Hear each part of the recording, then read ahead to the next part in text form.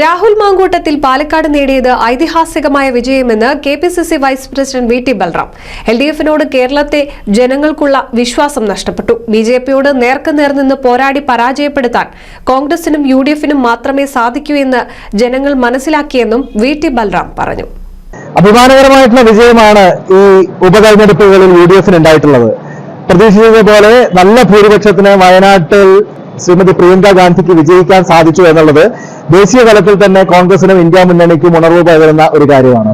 പാലക്കാട് ഏറ്റവും ഐതിഹാസികമായിട്ടുള്ളൊരു വിജയം ശ്രീ രാഹുൽ മാങ്കൂട്ടത്തിലൂടെ യുഡിഎഫിന് നേടിയെടുക്കാൻ സാധിച്ചു എന്നുള്ളത് കേരളത്തിലെ യുഡിഎഫ് പക്ഷത്ത് നിൽക്കുന്ന ആളുകൾക്ക് മാത്രമല്ല, മതേതര മനസ്സുള്ള മുഴുവൻ ആളുകൾക്കും ആഹ്ലാദിക്കാൻ വക നൽകുന്ന ഒരു കാര്യമാണ്.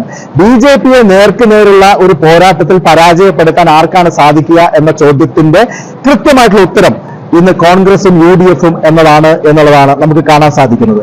അവിടെ എൽഡിഎഫ് 3ാം സ്ഥാനത്തേക്ക് വീണ്ടും തഴയപ്പെട്ടിരിക്കുന്നു എന്ന് പറയുമ്പോൾ എൽഡിഎഫിൽ കേരളത്തിലെ ജനങ്ങൾക്ക് വിശ്വാസം പരിപൂർണമായി തന്നെ നഷ്ടപ്പെട്ടിരിക്കുന്നു എന്നുള്ളതാണ് കാണാൻ സാധിക്കുന്നത്. ചേലക്കരയിലെ അവരുടെ ഭൂരിപക്ഷവും 3-1 ചുരുങ്ങി എന്നുള്ളതും ആ നിലയിൽ അവർക്കേറ്റ ഒരു വലിയ തിരിച്ചടിയാണ്. അവരുടെ സിറ്റിംഗ് സീറ്റ് അവർക്ക് നിലനിർത്താൻ സാധിച്ചു എന്നുള്ള കാര്യം അംഗീകരിക്കുമ്പോൾ തന്നെ കേരളത്തിലെ number 1 broadband cable TV network കമ്പനിയായ കേരള വിഷൻ ഇന്ന് ഇന്ത്യയിലെ ആദ്യ 10 ബ്രോഡ്ബാൻഡ് കേബിൾ TV സേവനദാതാക്കളുടെ പട്ടികയിൽ ഇടം നേടിയിരിക്കുന്നു. വിഷൻ സക്സസ് ആഘോഷിക്കാം ഈ അഭിമാന നേട്ടം.